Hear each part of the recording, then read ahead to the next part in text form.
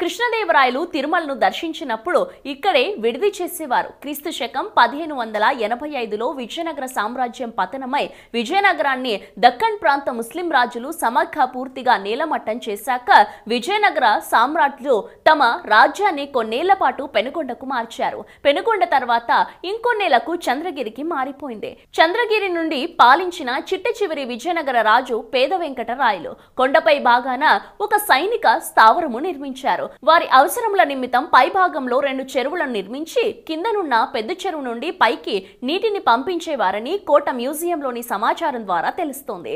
అయితే ఇప్పటికీ ఆ కొండపైకి నీటిని ఎలా పంపించారు, ఎందుకు పంపించారనేది పెద్ద మిస్టరీగానే మిగిలిపోయింది.